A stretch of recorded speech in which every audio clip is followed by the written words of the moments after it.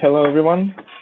So my name is Artsem Prashkovich, and today I'm presenting with Nabil, and we will talk about the developer experience, and we will compare two approaches to build components within the GSS.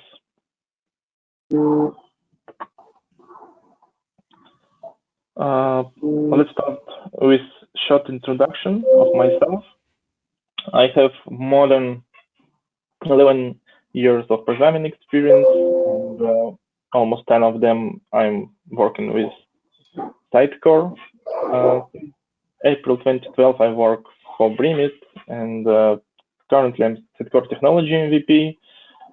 I'm live in Minsk, Belarus, and yeah, so All Nabil, right, hi everybody.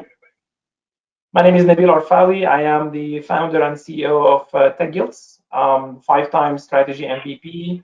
Have been working with Sitecore since 2008. My background is technical, computer science. I've done a lot of solution architecture and also, customer experience architecture as well. And I'm based out of Toronto, Canada.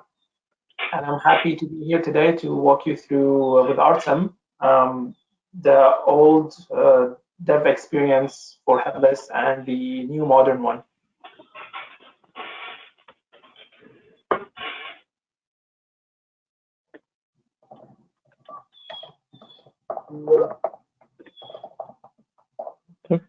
Okay, you want me to do the intro? So yeah, today this is the agenda for today. We did the introductions, and then we're going to talk about what is headless CMS in general, just for people who are not familiar with it. And then we'll talk about the Sitecore 10 headless architecture on a high level diagram. And then we'll just talk about the old headless DevX versus the new one. What is the old process? What is the new process? Code first versus Sitecore first approaches for JSS. And then we'll demonstrate live a creation of a component, JSS component, in the old way, and then a live demonstration of creating the same component the new way. So you will just see it live in real time. And now I'll hand it over to Artsem. Okay, and before we start talking about our main topic, I would like to mention a couple of words about the headless approach and headless CMS in general. So, and what is headless? Headless is an architecture that allows the physical decoupling of creation and organization of content, delivery of content, and presentation to one or more channels, and the rendering of the content and presentation in one on multiple devices. So Sitecore have been supporting the headless approach and being able to return the content of item by existing services before GSS was released. And this service was called like Sitecore Services Client. And this data also can be used on and rendered on different devices using like JavaScript frameworks and mobile devices. But the core service client previously, which was used for headless, returns the data without applied presentation and without rendering the data in general. As a result, we cannot use tracking, personalization, content testing. But with GSS, we have got an ability to implement the headless approach with support for all of that tools, like against the tracking, analytics. We can collect analytics. We can personalize the content, and this is a good benefit using GSS in terms of building headless. So what we have now, so this diagram represents the headless architecture implemented by Sitecore. We have a Sitecore on top of this. So we have the Sitecore on the bottom of the image, but everything is built based on the Sitecore.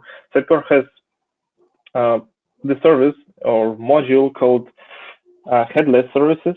So So this is like a package that we have to install in case we want to communicate with Sitecore through some APIs.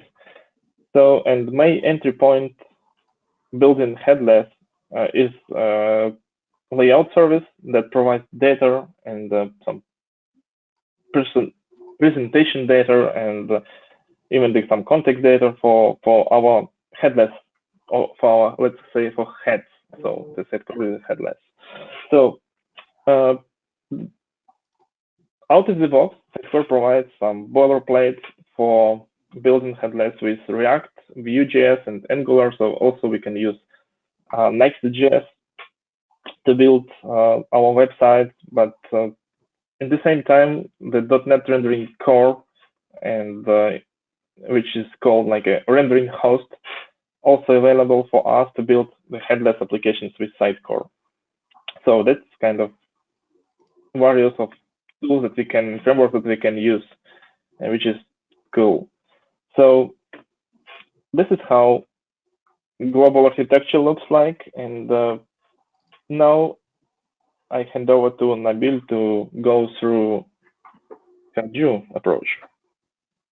Yeah, thank you, Artsem. So, you know, I think most of the people here are software developers or developers, as according to Artsem, and you know, feel free to jump in and say otherwise.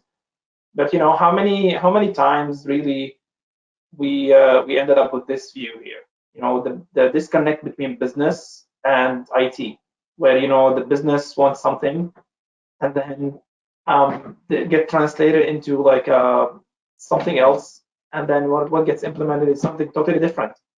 So this is just the nature of different skill set, different world, different views of what we're building. It's also a nature of human beings. You know, when communicating, it's really hard to communicate exactly what we want, and that's creating friction and creating this. You know, a result would be like, you know, I want to create a landing page or a website, and then, you know, I give it to the designer, it gets to the business analyst, and then we write the user story, and then the developers will build something different.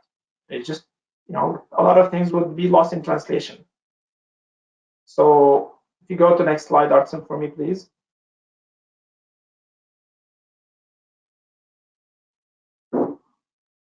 So this is basically the existing headless development process, right? Like you have the designer and the business will work on the wireframe and a mockup, and then, you know, we'll create the user stories, create the acceptance criteria, and then, you know, will be sent to an architect to do the Sitecore IA, build the data templates on Helix, and you know, all this good stuff.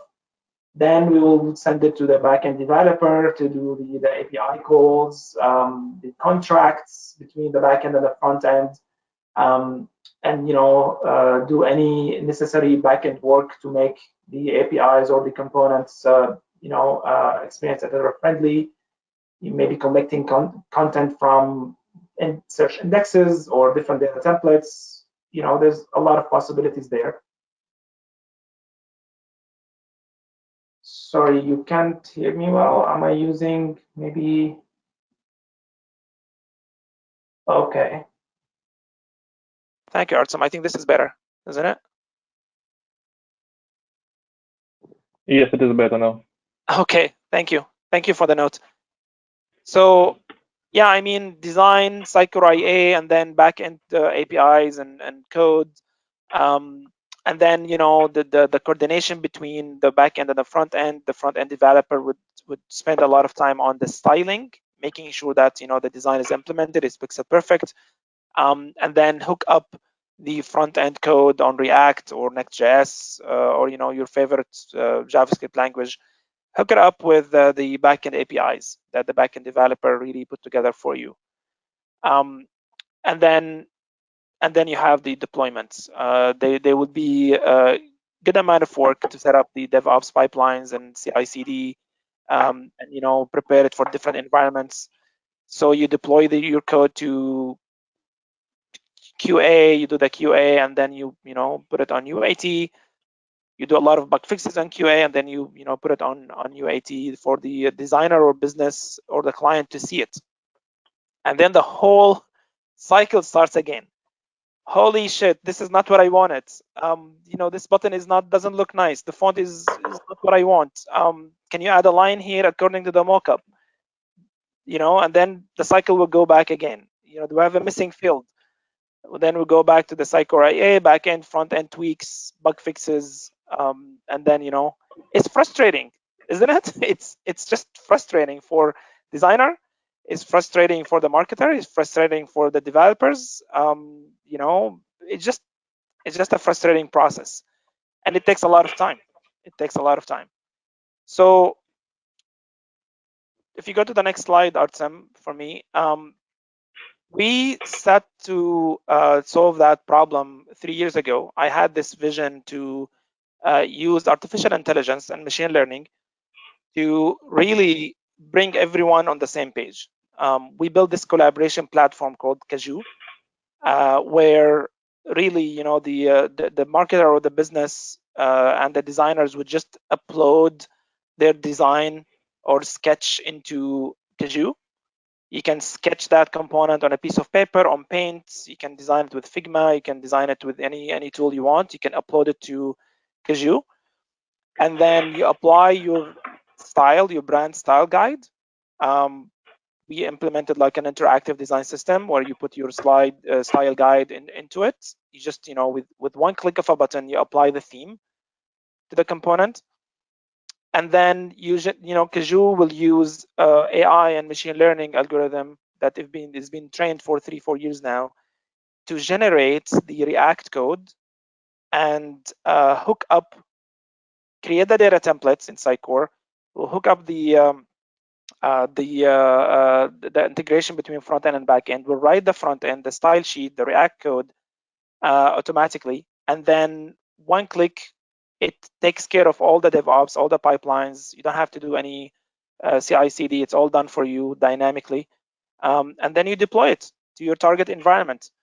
Then in 10 minutes, you send that component to the business and say, you don't even have to send it. They're on the platform, so they will see the outcome excuse me, in real time, and then they will give you feedback, or they'll do the tweaks on the spot. And then a few clicks later, you have your changes done and promoted as well to your target environment, whether it's QA or UAT or even production. So this is the new process, and now we're gonna go ahead and show you the process of building a component.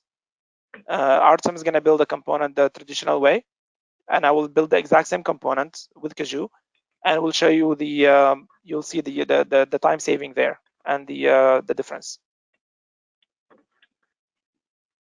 Okay.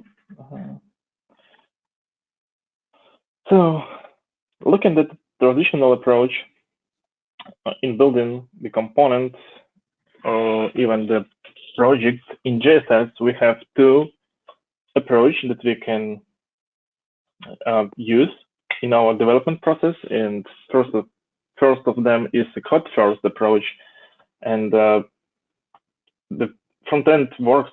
In this case, front end developers work disconnected from Sitecore and defines Sitecore structure via encode components definition and root data. So using this approach, Sitecore information architecture is generated via the import process, and this approach is usually good for smaller projects on temporary websites, for front-end led projects or micro apps within larger sites. So another approach is a Sitecore first, and in this case, Sitecore information architecture are created by Sitecore developer, and no import process is utilized anymore. Front-end developers work disconnected from Sitecore and create the components based on the mock data provided by backend developers, and so this approach is good for larger and complex projects and for organizations looking for full control over the Sitecore information architecture. So from my experience, so we always use the Sitecore first approach, and so let's keep it as is this time as well. So, and now I'm going to show a quick demo and create the component almost from scratch. And let me close the presentation and switch to the Sitecore. So I've just got HTML for the component. I will not build HTML from scratch for sure. So we will build this quite simple component using traditional approach. And so this is HTML I got from the Helix examples. So quite good to start from something. Don't need to spend time for building HTML from scratch. But anyway, this is, let me, I lose my Sitecore instance. Okay.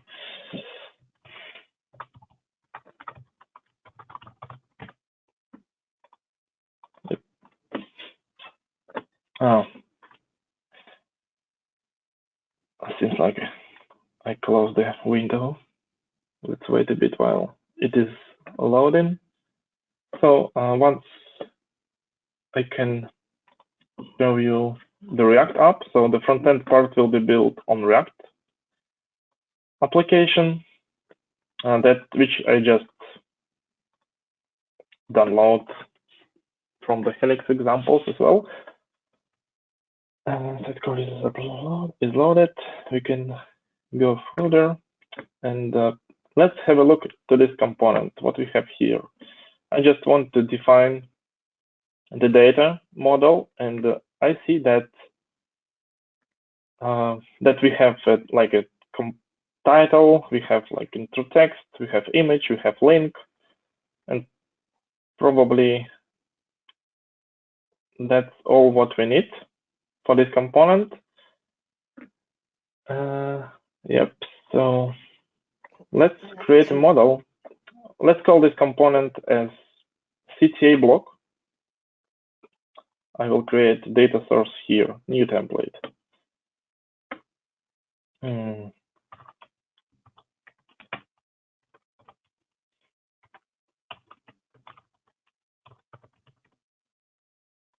Pretty simple data source. Let's create add a title. Single line text is fine. Let's add intro text. Intro text will be rich text. Let's add a CTA link, which is a general link.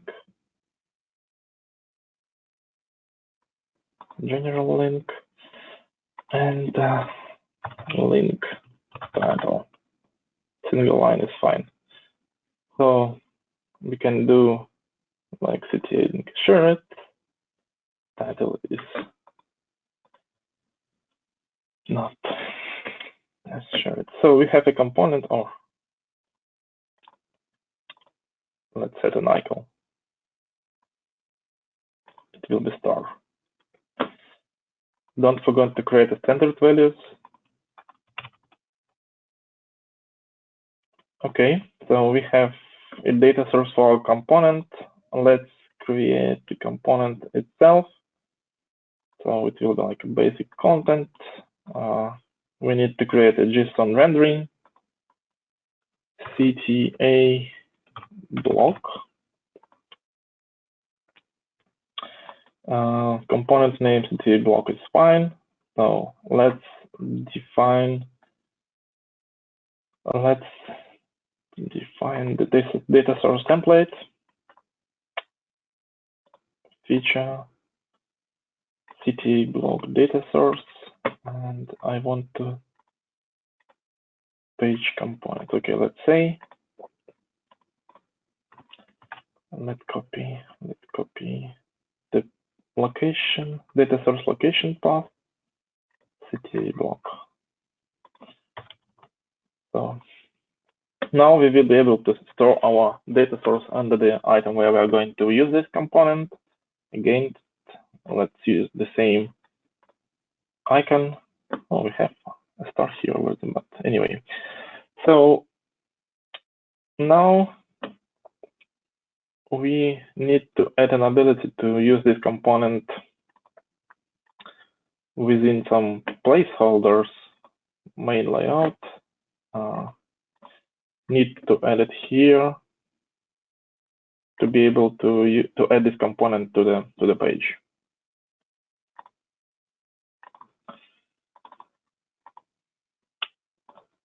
So seems like we have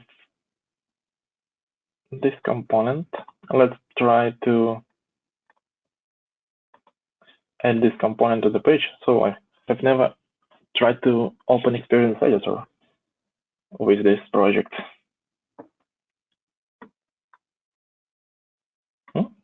Good.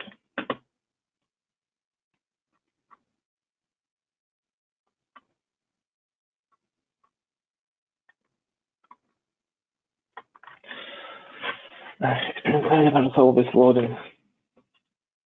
It's all on time.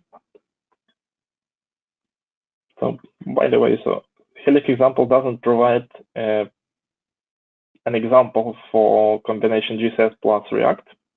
So it just has an example for GCS plus Next.js, but Next.js is a bit different project. And once I wanted to use it with React, I had to rebuild this stuff on React. So that's kind of, I'm a bit worried because I probably made something wrong, but let's say, here we go. So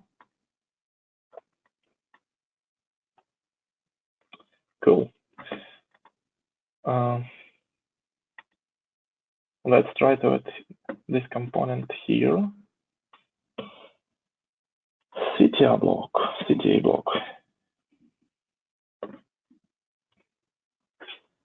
Hopefully, I will see error or some message that component is not implemented. We need to create a data source, which is fine. Yep, we don't have this component implemented in React, so it is why we see this error. That means that we need to implement it. So in our React app, we have src folder. Under the src folder, we have a components, and this is a place where we need to create our components, and let's call it CTA block again. So, by the way, disclaimer, I'm not a React developer. I'm not even the front-end developer. So, and if I do something wrong, just close your eyes, please. New file, index.js. So now we need to create React code here. First of all, we need to import React object from React. I heard that's not required, but let's do that as it I read somewhere. Now we need to define our component here, and it should have the same name as we defined in Sitecore, CTA block. Sorry, we have like field as an input object, so it should contain our fields from our data source. And So this is our component. Return, it is what we will return from our object, and we need to add the export default and CTA block. So in this line will allow us to use this component within the application. So now I have the HTML. I have to copy HTML from the, come on, yeah, from the index HTML file, as it as HTML. Let's get it. So this is our component mockup.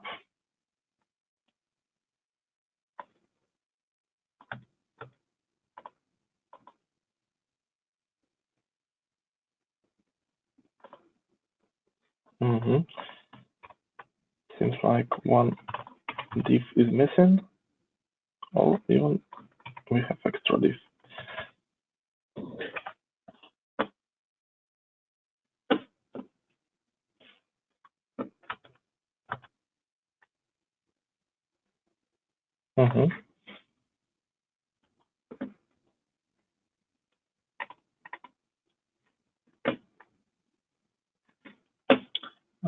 Let's copy it from the file itself.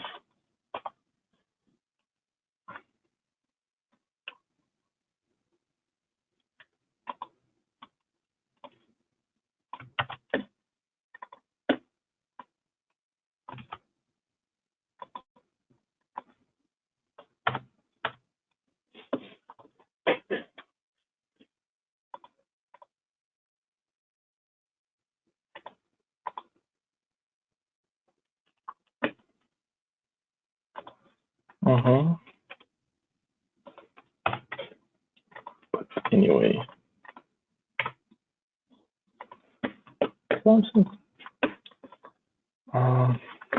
so the React does not support the class.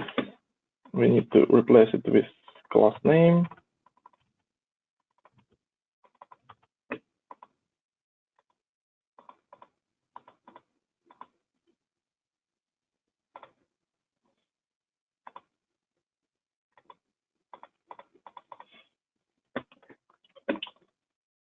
Okay. So now we have like our title. So this is a text field. So I will copy it from me.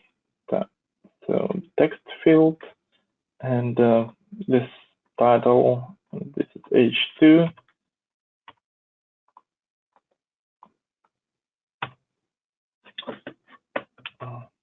Yeah, so H2 without class name. Now we have a description, which is intro text in our case.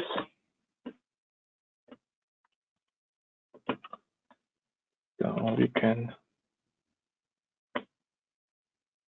use a rich text field here.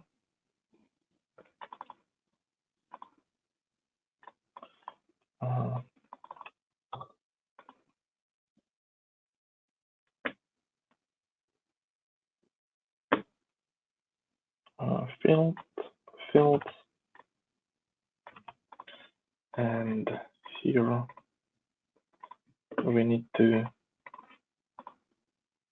use the intro.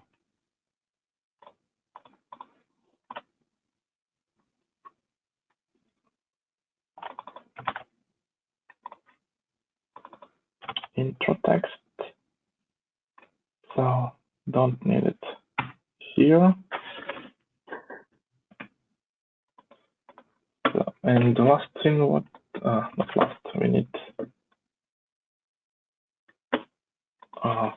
a link here.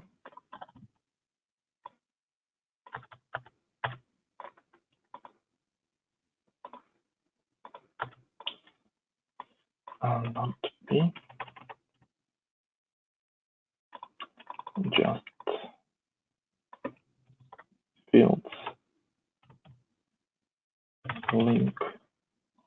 link title.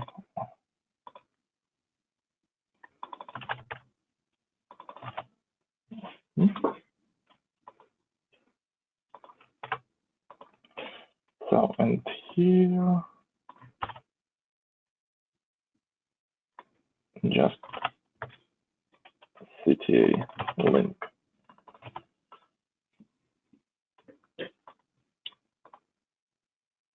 Hope it should work.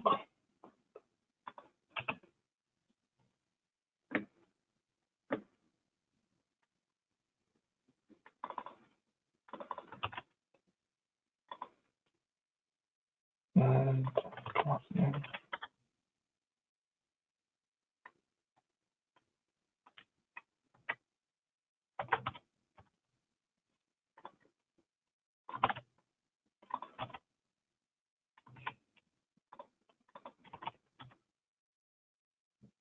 So I decided to do that from scratch and without any code that I can copy from somewhere, just because to compare the time that developers spent building the component, because we do some comparison between two approaches.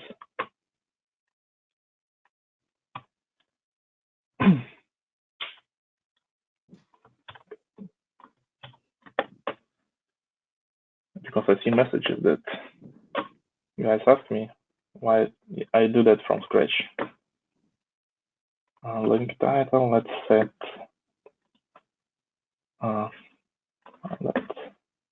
external link.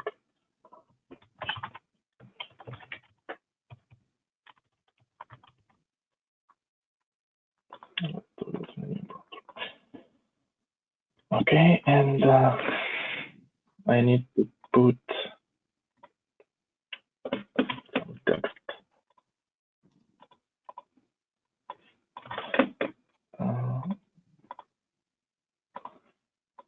So text here and title. Okay, so only one field is left. Anyway, we need to import them.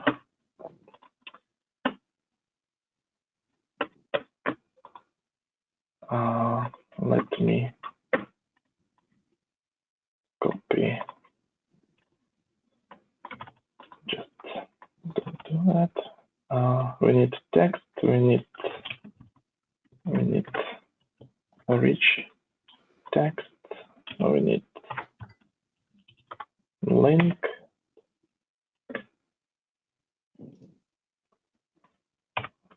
And we need image.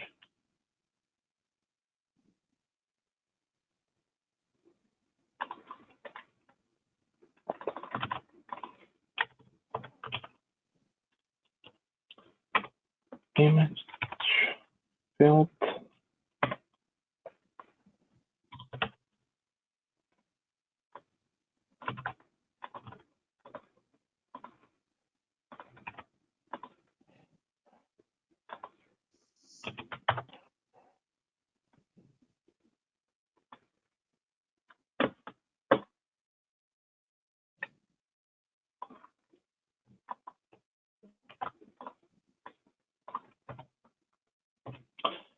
Okay, so we have image here.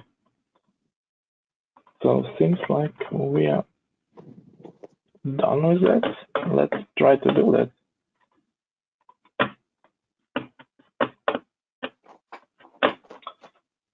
And deploy to the our Sitecore instance. Come on.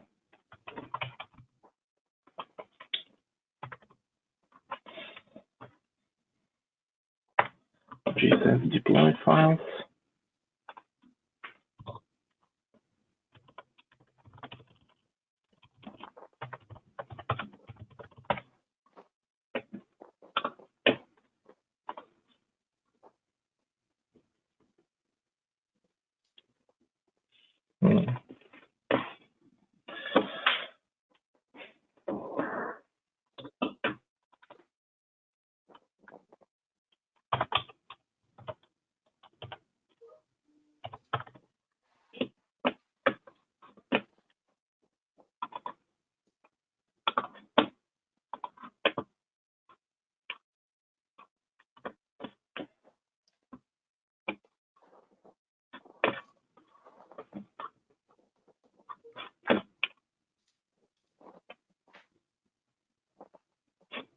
Yeah, here we go. So this is our site. Probably it should be broken. As usual.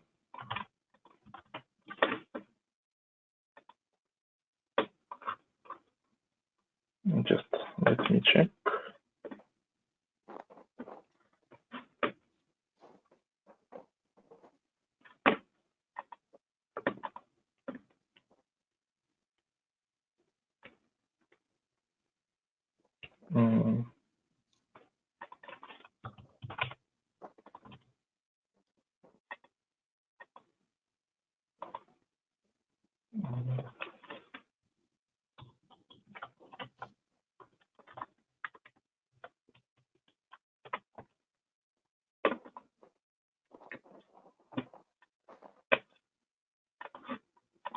Someone is this line.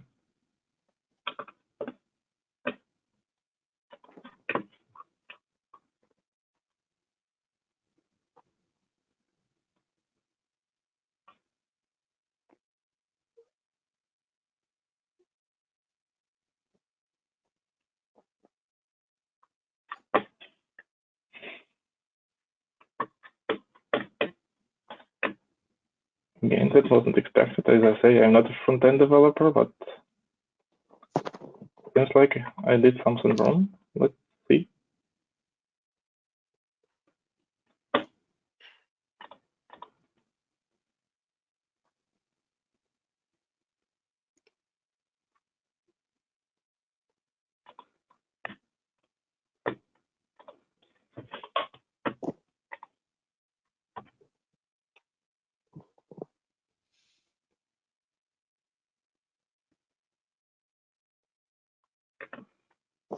Does anybody have any questions for Artsem while he's doing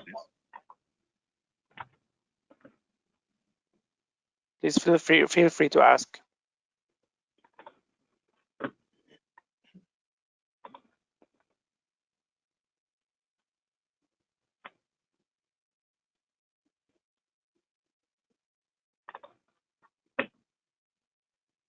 No questions.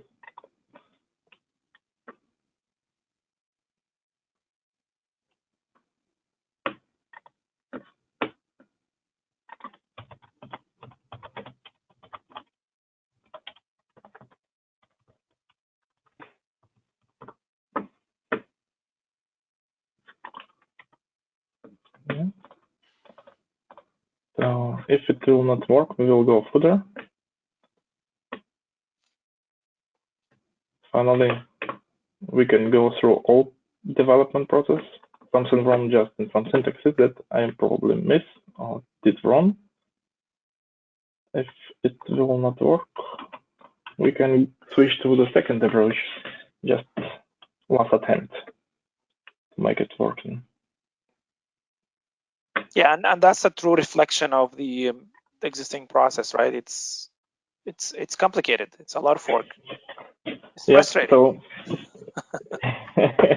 yeah, so I still have this error. So let's imagine that it looks like that.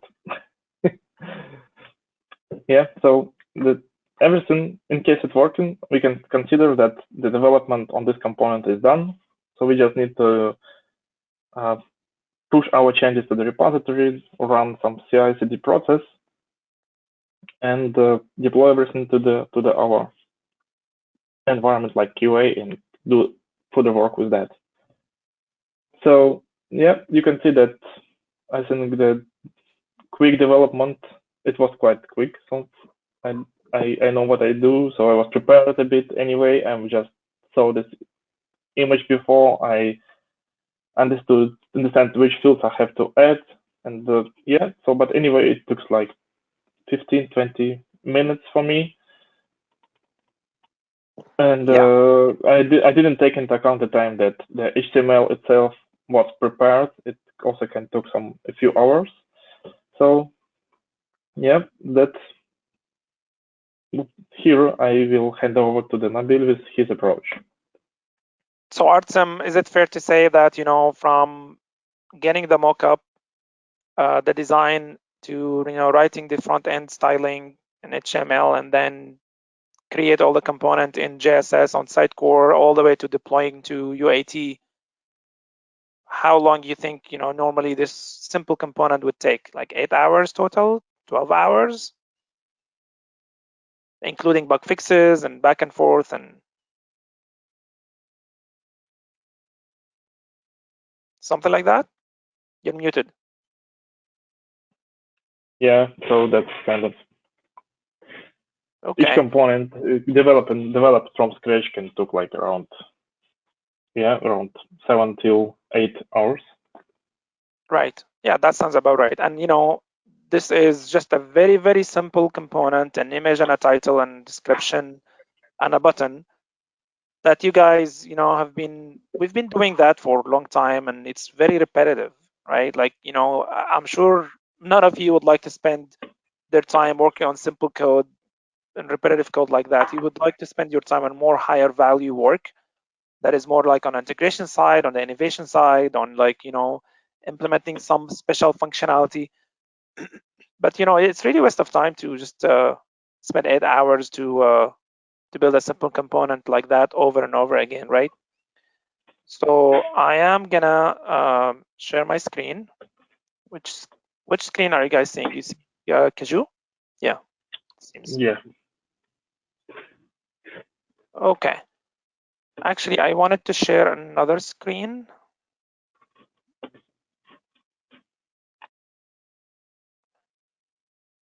Stop sharing. I will share this touch screen. So there are a couple ways, there are a few ways to create a component in Caju. One of them is actually just drag and drop elements and build it in the canvas. I'll show you that in a second. But also, the simplest way is just open Paint or on a piece of paper, just sketch that component that you want to build and then upload it. So I'm gonna do that right now. This is Paint. And the component we're trying to build is an image. I'm doing that with my finger right now. And then we would need a heading. We would need a paragraph. And then we need a call to action here, a button, right? Does that cover it, Artsem? Yep. So. Save that. I'm gonna call it Belarus SUG. It's just a PNG, just a normal format, nothing special about it. And I will now switch my shading to the other screen.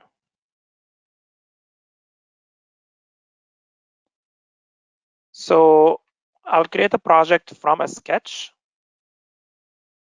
Okay, I'll call it Belarus. Or maybe, yeah, that's fine. Belarus SUG. I'll upload that file. Oh, when did I save it? I think it's on downloads. Caju demo, wireframes. Yeah, here.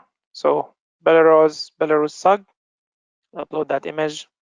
And then when I hit create, that's gonna run through the AI deep learning algorithm. It's gonna translate my sketch into web elements. So let's see how successful this is. So this is our component.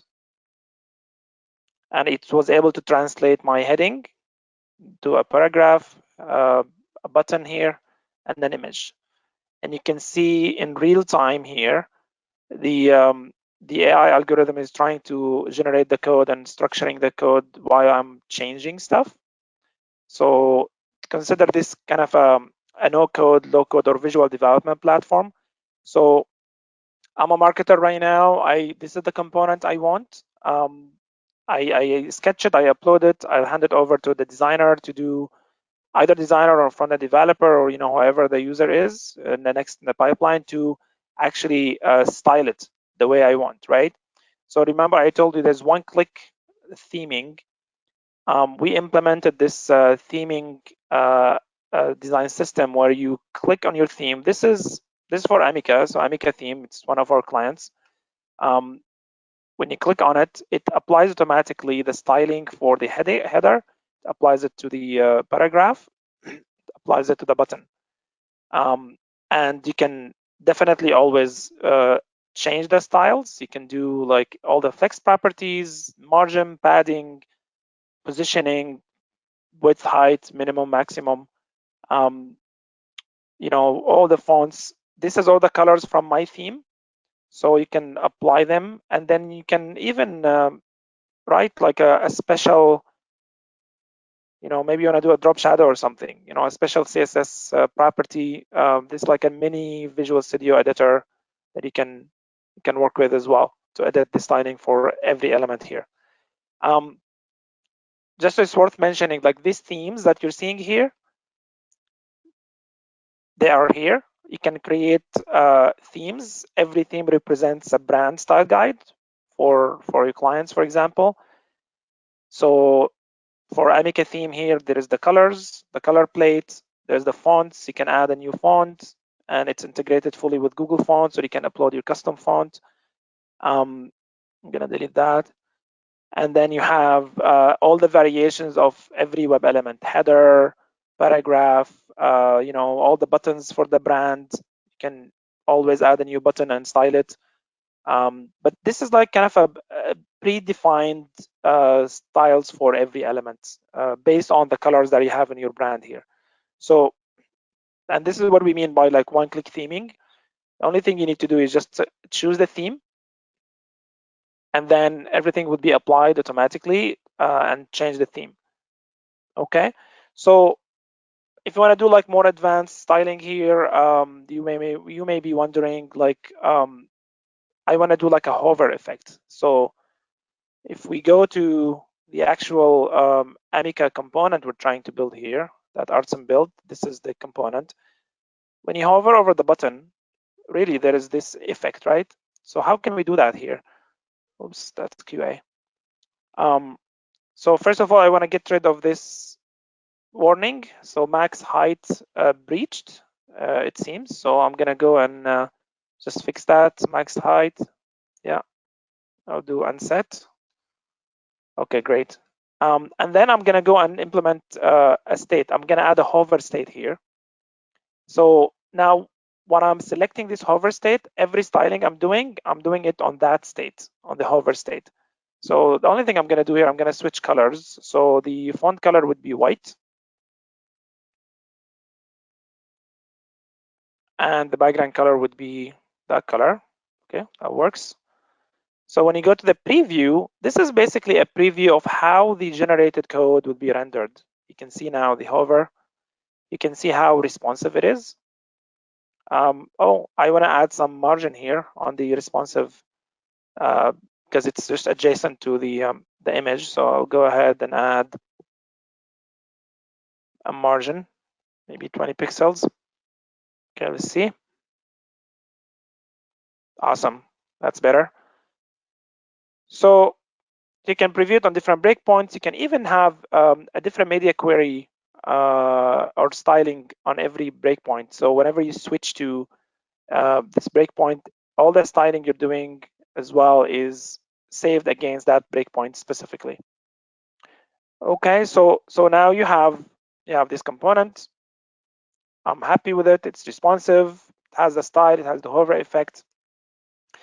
It's worth mentioning as well here, like all these elements, you can even, if you forget any element, you can drag and drop any element here and add things. The algorithm is gonna always in real time structure the code automatically to reflect the new additions or the new layout. You can see, but I'm not gonna do that because we don't need it. Okay, so I'm happy with it. It's good. I want to now deploy it to my Sitecore instance, whether it's a local dev or a UAT or any environment. We do that by hitting the publish button. So here you can do one of three things. You can either generate the code and check it in source control, and then you pick it up as an architect or as a team lead and review the code, review the PR, and approve it and push it. or you can actually check in the code in source control, generate the code, check it in, and deploy it using the predefined pipeline. Before I do that, I want to show you how you can define all that, because that's important. So here on the sites section, what you would do first is you would go and download the Caju plugin and install it to your Sitecore instance, it's Sitecore package. Once you log in to your Caju account from Sitecore plugin, it's going to register itself. The instance is going to register itself with Caju here. We'll just put all the required information automatically. And then you would go and define an environment, a logical environment. And you can say this environment has these two instances. One instance, it's a dev, it's a QA, it's a production. And then all that will be hooked up with this site. So the site definition really is the JSS app name, the URL, which environment this site is available on, the code repository for the JSS app. You choose the repo here, you choose the branch you want to check in the code to, and then you set the deployment methods to the head. This would deploy the component into the CM, into the JSS, the Sitecore CM, and also it will deploy it to the head. Whether it's an SSH or FTP, you can configure all that. Or you may say, you know what, I don't want you to deploy it to the head, I'll do it manually. So you define all that here. And of course, you have some advanced options to determine where the component will be saved in my source control with a directory, manifest directory file, app entry file for the font references and such. Of course, everything is managed through permissions. So each site, you may have like 10 sites, but certain team members have access to each site. So now we'll go back to our demo. We have this component. I'm gonna go ahead and I'm not gonna deploy it, just to check it in source control to show you how that works. So now it's generating the code and checking in source control only. And I will open the Git repository here. This annoying bar.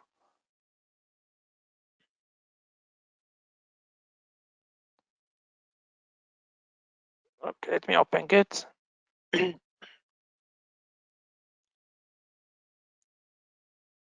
So you can see here 4 commits. Belarus SUG, yeah, that's our component. And this is the generated code. You can see here we have the JS. So this is the component. We have the JS code. This is the React code. And this is the CSS code. It's all generated, clean, classic.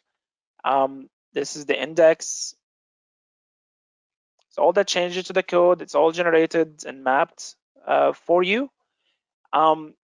Also, speaking of data templates, you don't have to do any data templating because it's all done automatically for you as well based on the elements types. So for example, this header is going to create a field in a data template called header_2. You also have all the opportunity to change the name of the field. You can call it header, I don't know, Amica header or panel header, right? So you name it whatever you want. And then, the manifest will be generated. All these data templates will be created while you deploy. So I'm gonna go ahead and deploy right now. I'll choose the site I want to deploy to. Sorry, let me backtrack. This is the site I want to deploy to. And then once I select the site, remember I showed you the environments that you set up and the instances. I only have one environment here called prod, and it has one instance. But if you have multiple environments, you have the options here to choose from. And then go ahead and publish. So now what's happening is we triggered a deployment on the Azure pipeline. It's a dynamic Azure pipeline that is fully integrated with Caju. What it's doing, a lot of things. It's checking in the code in source control, checking it out with the whole JSS app, and then it will compile and run and build to make sure there's no build conflicts. And it's respecting all the parameters that you set in your site definition here. You do that once for every JSS site, including even the build the build commands or build directory. You may change that. So okay, Teams messages. So now it's going to take a few minutes, but I mean, because I connected my Sitecore instance to Caju, I'm expecting to see my component here in this Sitecore instance. This is the instance it's connected to. You can see here the URL. So we'll just give it a couple of minutes to build. In the meanwhile, I'm going to just open the floor for any questions or comments.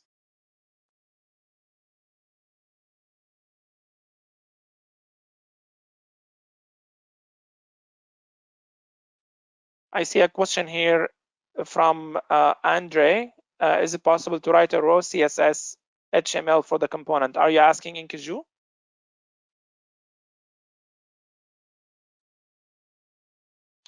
Well, I mean, so you can write manual styles for the component for each element, and then once you generate the code and you have it in your source control, you can do whatever you want with it. You can open it in your Visual Studio on your solution, and manually change anything you want.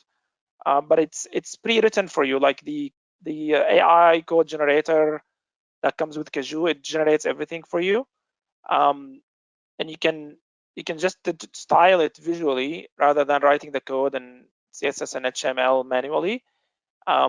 So I don't know if that answers your question.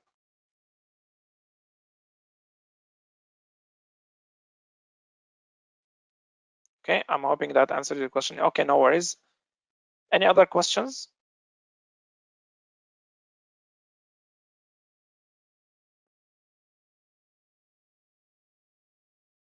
Okay.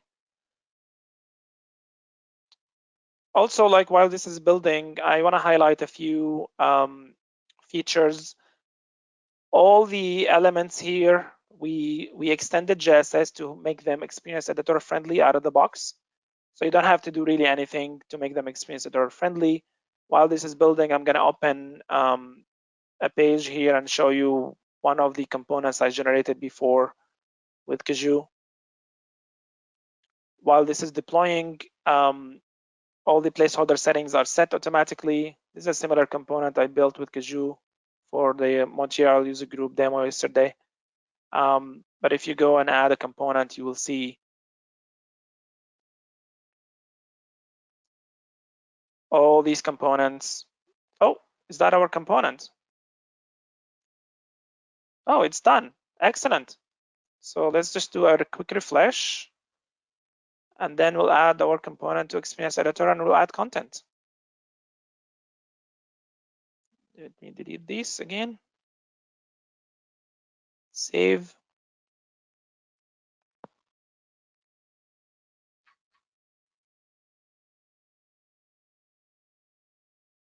I will create a data source. There you go. That's our component. I'll just say Belarus demo. Add my content. I can change the button, call it, whatever, CTA. I can literally copy the text from here. It's a content management. The drill. But it's just to see how we match it, right? Like it's really the same styles. And if you need to do any changes, you go back to Caju, you do the styling changes, and then you generate the code again, and you have the changes here. Everything is Experience Editor friendly, editable. You have your components as a marketer in under 10 minutes, right? So, and then as a developer, you pick up that code in your solution, you review it, you apply your process. If you want to do like any advanced functionality, maybe when I push that button, it will do another pop-up, or will just redirect to some form to capture data in CRM. Any more advanced functionality, you can do it. You can even approve the code and put it through your process. But here you go. That's your component. Let me add an image just to make it look nicer. I think those are smaller images. Yeah, I mean, we can make it bigger. but that's the idea. So, I mean, going back to our presentation here, when I really say that in under 10 minutes, you can just remove all the frustration and remove all the legwork and focus on the higher value work as a developer. This is really going to help marketers, business designers, developers, architects to just produce work much faster. And you don't have to really go through this frustration, right? Because I mean, Artsem now just he's an architect. He's very experienced, and he has the HTML ready for him and the styling ready for him. He spent like, I don't know, 20, 25 minutes trying to make it work, and to build it. Still, I mean, there are comments. The font is not correct, the styling, the margins, whatever the things that the designers and marketers care about. It's just still requires more work. So this way, you have one platform and all collaborate on. You can share the projects with your team members, and then you can collaborate on in real time.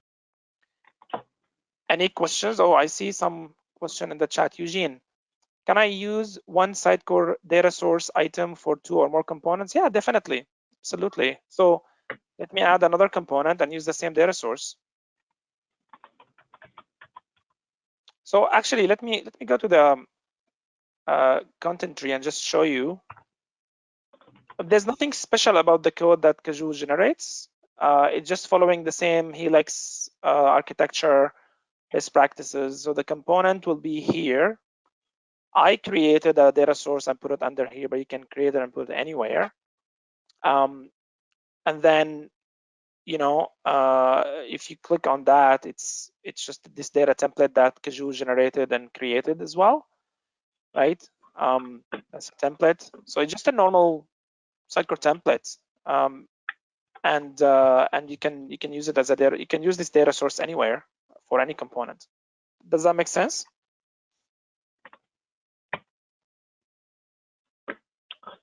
I think it needs to say that we can adjust components even if we build it with Caju. So even the code or data source or everything can be adjusted in Sitecore and by Sitecore developer, and it's just like can be used as a base implementation. And then if you need to change something, change the data source template, it is possible. Absolutely, absolutely, and thank you for that, Artsem. Like, this is really the code in your source code, right? You just refresh your Visual Studio, you get that code. You do whatever you want with it. You can change it, you can extend it, you can destroy it. It's up to you. It's just it's the baseline. It generated the initial code for you, saved you tons of time. And then you go and extend it, change it, do whatever you want with it. There's nothing proprietary about the generated code. It's all like standard Helix Sitecore process, existing process. And you can, with this pipeline, you can deploy to any environment. You can deploy to your local dev. We are able to communicate with your local dev from Caju even if you are behind VPN. So we managed to figure that out, and you can deploy to any environment and review and get approval on or change.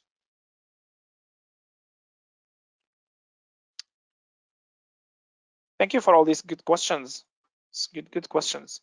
Any other questions or comments? No problem, Eugene.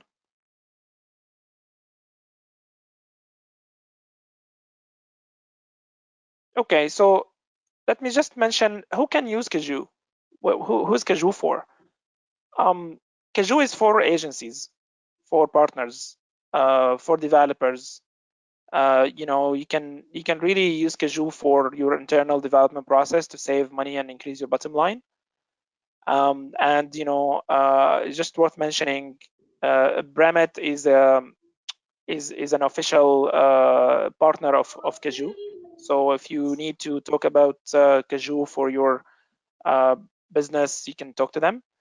And as well, it's for clients, for marketers. If marketers want to launch landing pages, want to launch, add a component to their existing implementation, they can use Caju for that. It's up to you how you're going to implement the process. Like, let's say your client say, okay, I want to use Caju to build my components, but you're still the partner. You can just implement a process where, okay, so Mr. Client, you can sketch a component, style it, do whatever you want with it, design it, send it to us, and then we'll just check it in source control, and we'll take it from there. We'll approve it, and we'll push it for you using Caju, or otherwise, whatever your process is, push it to your AT to take a look and approve it, and then if everything is fine, we'll push it to production, right? So it's a collaboration platform again, and we'll just save everyone a lot of time and money. And you can move fast with your campaigns, you can move fast with your developments, you can have more capacity to implement more projects without hiring 10 people. So Alexi has a question, running out of time for questions. Okay. Can I add elements to Caju, or should I use only default elements? You can, okay, to here, you don't have the ability to add your custom elements yet, but definitely, as we evolve, we'll have the ability to open the APIs, and you can add like plugins and extend Caju. But you can add elements in your code after this is generated. No worries. Okay, I took a lot of time. I'm sorry, guys. I think that concludes my presentation. Thank you so much, Artsem and Alexi, for having us. And yeah, so thank you.